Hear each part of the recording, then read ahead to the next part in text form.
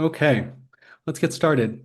Hi, I'm Phil Capin. I'm an assistant professor at the Harvard Graduate School of Education, and I'm here to welcome you to our first installment in our Usable Knowledge Live Literacy Insights series. This series is designed to help us as educators deepen our understanding of the science of reading and explore how it can inform both educational systems and everyday practice. This series comes at a critical time. The most recent scores from the nation's report card paint a troubling picture. Scores in both grade 4 and in grade 8 declined in 2024, and grade 12 scores are now lower than they were before the pandemic. While these declines in average scores are important and concerning, there's a couple patterns that stand out. We see persistent gaps that are affecting students living in poverty, as well as Black and Latino students. And we see especially steep declines among students at the 10th and 25th percentiles. One way to think about this is that the students who really need our help are falling further behind. I think this really underscores the urgency around this issue. It's also happening at a time when there's changing demands for literacy. We know that automation and new technologies are reshaping jobs, and the tasks that are increasingly important for success in the workplace rely on distinctly human skills, the ability to critically evaluate information, to present ideas clearly, and to collaborate with diverse individuals, people with different skill sets to solve complex problems. These competencies are influenced by social skills for sure, but these aren't these 21st century skills. They're not freestanding skills. They're the ability to evaluate information, to present ideas clearly. All of those skills rely on a deep knowledge, and that knowledge is largely built and expanded through reading and writing. So this is, I think, a critical moment to ask, what have we learned from reading science, and how can we move from what we have learned works in reading science to schools, and how can we organize our schools not only to raise achievement but also to keep pace with the evolving demands of work.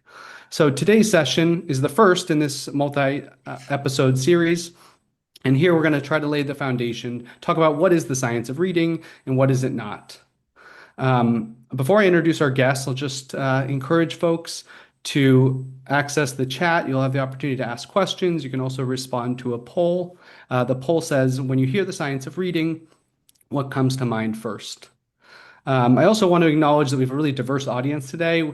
The registrants included classroom teachers and school leaders, colleagues from higher education, nonprofits, as well as government. And so we're going to try to organize our session around how to help educators working with students. But even if you're not working directly with students, we encourage you to think about and invite you to think about how this research connects to the levers that you hold for change. Okay, with that, I'm delighted to be joined by two leaders in reading. First, we have Nonie Lesaux. She's the Roy Edward Larson Professor of Education and Human Development and the Dean of the Graduate School of Education. Welcome, Nonie. Thank you, Phil. This is fabulous. We also have Sharon Vaughn. Sharon is the Manuel J. Eustace Endowed Chair at the University of Texas at Austin and the Executive Director of the Meadows Center for Preventing Educational Risk. Thanks for joining us, Sharon. Thank you, Phil. Noni, so great to be here with you. Okay, Absolutely. Noni, let's start with you. So a lot of conversation about the science of reading and a lot of confusion around it. So how would you define it? Thanks, Phil, and thanks again. It's great to be here. How would I define the science of reading? I think this is a really important moment to step back and get clear, for sure, to your point about what we mean by this. Here's what I would say, and I'll welcome Sharon's thoughts too. I think the first thing we need to do is step back and remind ourselves that the science of reading is a body of research. There is no one thing to point to. It is more than 50 years of interdisciplinary research that documents and describes how children and adolescents develop their reading and writing skills, their competencies to be literate. And it informs and features the principles and practices for how we design the very learning environments that we hope for and the kinds of opportunities to learn that we hope for all students at all ages. So I think we remind ourselves first and foremost that the term actually encapsulates an interdisciplinary body of research in psychology and linguistics, in neuroscience and sociology, in speech and language pathology, in implementation science, in education reform, in policy reform, et cetera. That's the big, broad picture I would say we'd start with. I think next we'd say that it encapsulates the idea that there are skills and domains. And I think we've been very good as a field at sort of mapping big buckets of skills, right? And it lays those out and tells us both how they develop and then how we might intervene both proactively, but also reactively for those who are struggling. And finally, I'd say, what else is it? Well, it's not a single approach of any kind, but it is very clear about some of the very specifics of how we instruct in some of those specific domains. So we've kind of got three layers to work with: a body of research across disciplines that describes skills and competencies that then informs how we might teach, design policy, provide intervention services, etc. Early childhood through adolescence. Sharon's a Yeah. giant. She's going to tell me what else. Well, just because I'm tall. But anyway, thank you, Noni. That was really very orienting. And maybe the only thing to think about is that the science in the science of reading is not fixed.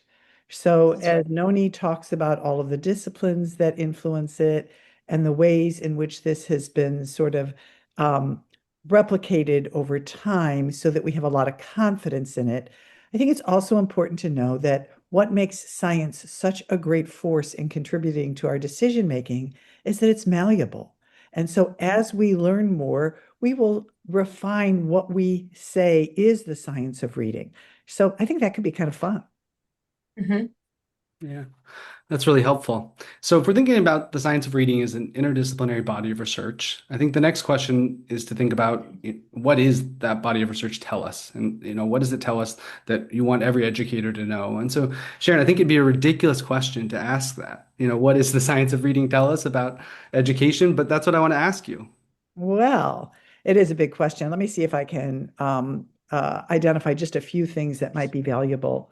One of the critical findings about the science of reading is that it does a pretty good job of telling us what to teach, but maybe not such a good job of telling us how to teach. So, to elaborate on that, what to teach, in other words, the science of reading has clarified what we know about the foundation skills, those beginning skills in reading, such as phonemic awareness and phonics, and their critical role in developing readers. It has also helped us understand that reading accurately, with prosody, and with appropriate speed, what we think of as fluency, is critical. It's also clarified that we know that what words you know, not just the words you read, but know the meaning of, and using that sort of vocabulary or building meaning as a proxy for background knowledge really informs comprehension. And there's no question that the sort of ultimate goal of all of this is really reading to understand and learn. So reading comprehension. So it does a pretty good job of helping us with that and also telling us the importance of spelling and writing, often left out as we think of these critical components. But I think it's often hard to say, okay, we know what to teach, but how do we do that? In what order? How much?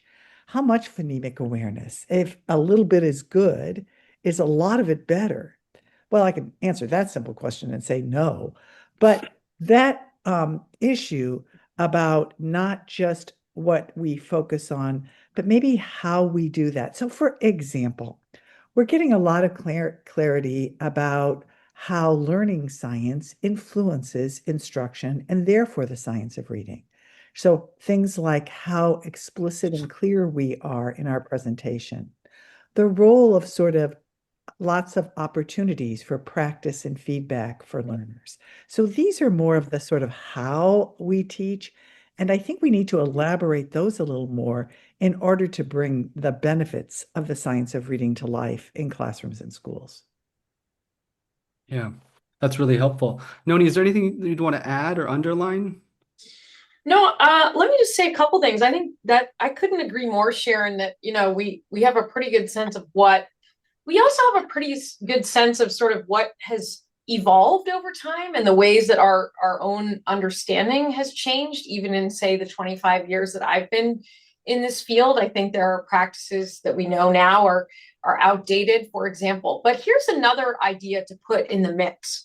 Some of why we maybe don't know as much as we would like about the how is because we don't do enough of some of these areas. In other words, the system itself at scale does not nearly teach enough oral language to both capture it and decide the how, right? We're better at some areas than others. We're more saturated in the way that we teach certain skills. But you're right that the overall picture is much more on the what than the how. And I would argue that might be because we just don't quite have enough of a force going around a really robust approach to literacy instruction in the blocks, but also in the disciplines to then study the how a little bit more also.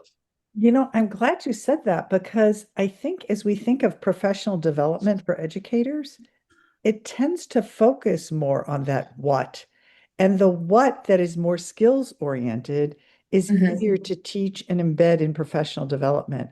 And some of these Mm-hmm. bigger practices, you identified language as one of them, are much harder to embed in professional development and often get lost. Yeah, because in a way, the way they show up in practice would be that we have a really strong plan for the next 4 weeks that integrates in many ways the what. And the how is actually not so much the actual literacy skills that we like to see and we like to measure what we're doing. And so that kind of lends itself to these very specific and isolated practices. And in the end, what we really need is this more integrated approach overall over time. And it's harder to capture, it's harder to articulate, and it's harder to capture. Mm. Yeah.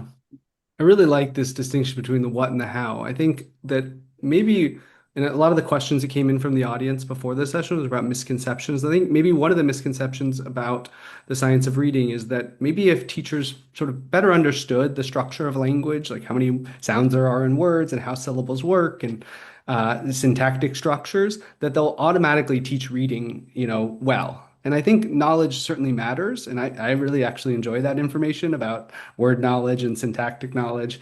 But it's not enough. Effective reading instruction depends on understanding how to manage a classroom, how to organize lessons, how to choose Yeah. materials, how to explain ideas clearly, how to recognize when students don't understand the ideas that you're expressing.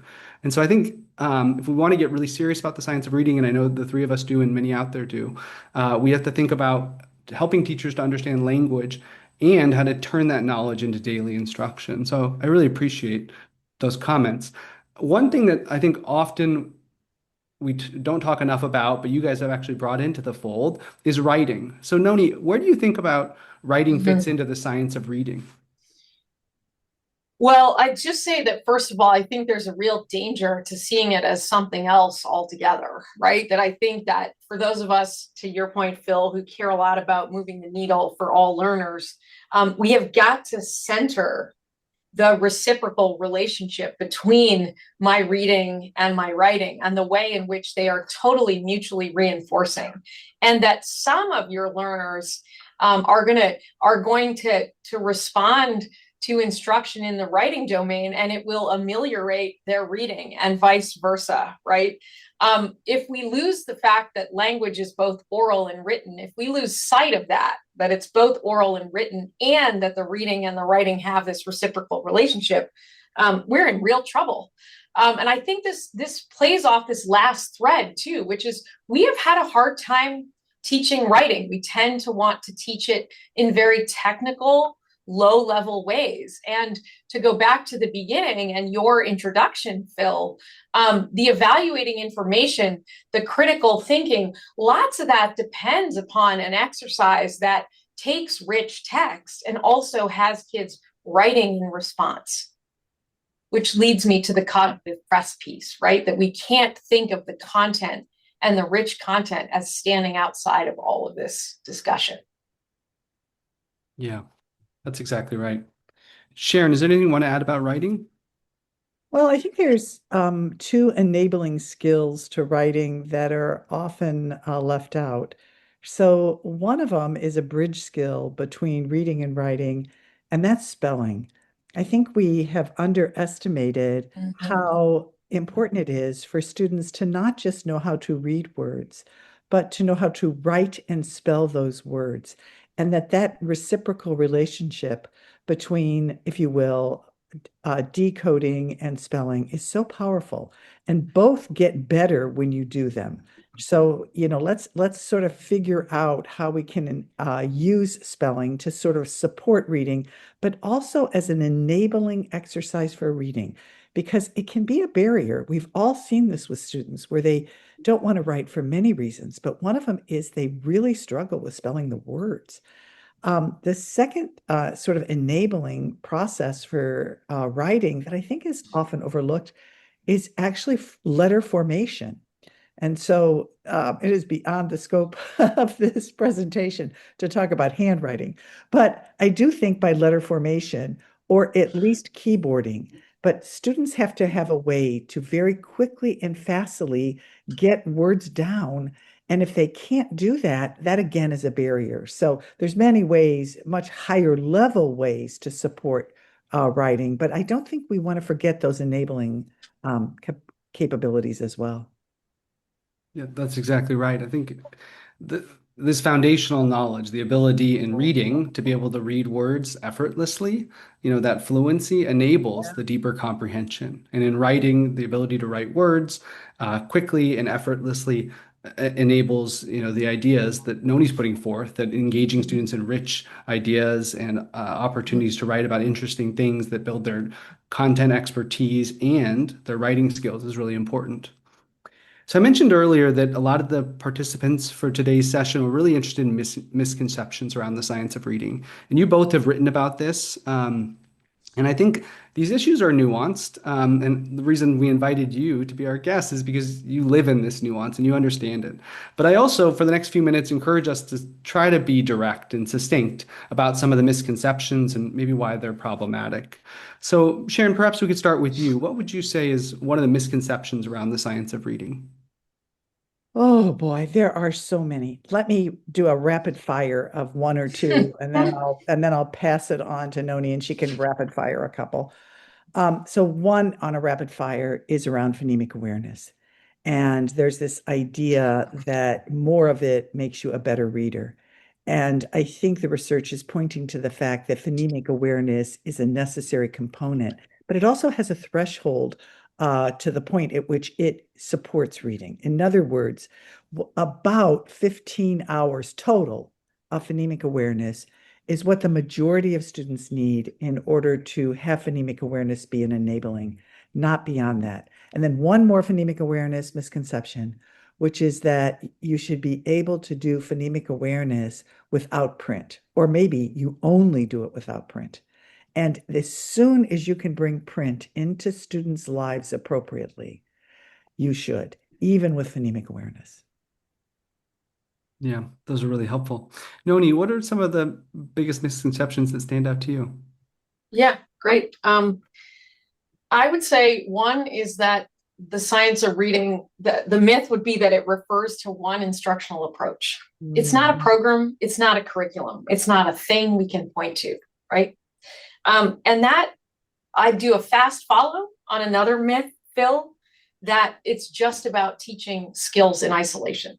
We Mm. match the skill and the goal for the learner with the type of instruction, right? And there's certainly a time and a place for some isolated instruction, but it's not the same as science or reading. It's not, it doesn't pervade the literature that everything should be taught in isolation. I think another one is just that this is only about code-based skills. It's not. It's about code-based and meaning-based. And I find it so disappointing and troubling when we pit the two against one another.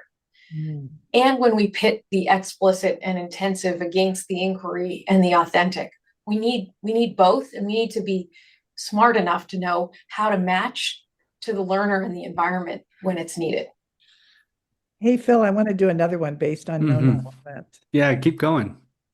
Here, so Noni, I think in the same way that you talk about, pitting, sort of code-based against meaning-based, Mhm. acting as though you have to choose, I think we do that with text reading as well. So, for Mm, example, there's this idea that sort of what's the role of nonsense words? What's the role of decodable text? mm, What's the, role of reading leveled text, et cetera, et cetera. And I think it's important to clarify that there is a very specific role for nonsense words, largely around diagnosis and assessment, mhm. not around practicing reading. You don't practice reading nonsense words. There's a role for decodable text, but it's a pretty refined role. It's pretty much as a way to get jump started in the beginning, not as something you do continuously and for long periods of time. There's a role for leveled text, but we certainly don't want steady diets of it. We don't want to constrain the text levels that students read so that they sort of think that they can't read below or above. Really, their interests, their background knowledge will largely govern what they can read. And we want students to read at a variety of levels. We want them to read some stretched texts, some texts that are a little hard, a little meaty, ones where the teacher's role is really important to getting them to read those texts. And sometimes, just like us, we want them to read texts that are kind of easy and don't require that effort. And then, of course, we want them to read texts across a lot of types. For example, hybrid texts like histories and biographies. We want them to read fiction, narrative text, but we also want them to read a whole lot of information text. So I think this idea that the science of reading is just one text type, and we have to emphasize that, and all of the rest of them don't have a role, is something I would like to point out as a misconception. Yeah, really, really important. Um, And, so much of the science of reading is thinking about the individual students you're serving. There's a critical time where maybe decodables, although there's not that much evidence yet to support decodables, there might be a critical time in grade one where you're helping students to, Yep. more easily navigate their reading with a constrained text. A decodable text, the words in that are phonetically regular, which makes it a little bit easier for them to practice their grapheme phoneme correspondences in text. But of course, that doesn't make sense for a first grader who's reading really easily. It also doesn't make sense maybe for a third grader who's when you're trying to build knowledge or vocabulary or their understanding of some historical content. Noni, are there other misconceptions that you want to touch on? I think there's one other, Phil, that I'd raise tonight, which is that, I think one other sort of myth that I have experienced and seen over the last few years is just the idea that the science of reading is one framework and culturally responsive and student-centered environments are another framework. And I would actually say the two come together beautifully and are really reflective of one another. We want student-centered environments. We want environments that are academically rigorous, that are intellectually challenging, that are adaptive to students' language and their ability needs, right? That reflect an inclusive approach to both curriculum and assessment, and that get to some real world competencies as well. And in so doing, are responsive to and oriented around our very wonderfully diverse population of learners. Those are the principles that underlie both the science of reading and everything we know about being culturally responsive and sustaining with students. And I just would want to get that out there because I think there are lots of ways, in fact, that really explicit, intensive phonics instruction may in fact be extremely a real equity tool in the same way that really content rich environments for those third graders who have knocked out those code-based skills largely, but not totally, also need a kind of different environment. So I just wanted to float that up as really important that we don't pit these concepts that are about student-centered approaches against one another. Mm. Yeah, really powerful. And I think the other one we often see is that the science of reading may be in tension with teacher autonomy. And I think, we know that the reading science suggests Mhm. that student outcomes are benefited when teachers have a lot of knowledge and have the opportunity to differentiate instruction to better meet their students' needs. Mhm. And so I don't think of these as in tension. I Um, don't either. And I think it's worth also saying that the average teacher feels somewhat under supported and also not as confident in their skills around teaching reading as we would like. So I think that to my mind just reinforces why it's not about losing autonomy. It's about more support and more tools, frankly. yeah. I can remember when I was a teacher feeling just that way, feeling like I wish I knew better how to support some of my students. We're going to come up on our time soon, so I want to end with a question that brings us back to this current moment. So we have a lot of reading reform efforts that are appearing across the country, and we're seeing a lot greater attention to the science of reading. And so I'm interested in what you're optimistic about in these reforms. I think there's a lot to be optimistic about, but also what concerns that you have. So Sharon, perhaps you could start. Yeah, I mean, I'm optimistic that the spotlight on the science of reading will provide opportunities for educators to sort of grow their knowledge, confidence, and skills. And that will benefit them, make them feel better. It will also benefit students and parents. So I feel really excited about that. I think I'm worried about some of the ways in which the science of reading is being garnered in some of the legislation.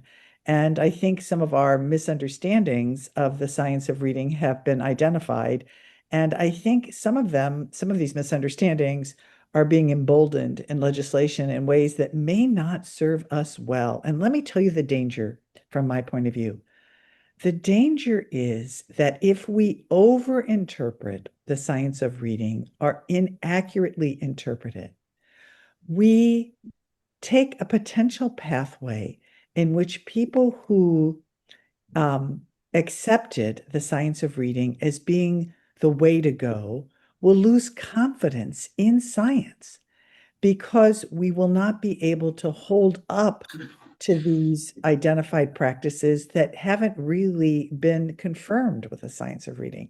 So I think we have an obligation to hold true to what we know and not overinterpret some of the things we want to be true as the science of reading. Mm, that's powerful. Noni, what would you say are some of the things you're optimistic about and maybe concerns? Yeah, I'll just be very brief because I agree with Sharon on all fronts. I'm very optimistic that this is pretty widespread and large scale. I'm optimistic that we are, as a country, in certain ways, and at the state level, talking about reading and thinking about concerted efforts at scale. That's certainly reason to feel optimistic. I will just say one other piece because I heard lots from Sharon that I agree with. But on the concern side, there's one more to throw in the hopper, which is in some cases, the answer to the question of what you are doing to do the science of reading, to meet the science of reading, to instantiate it in your state or your community or your district.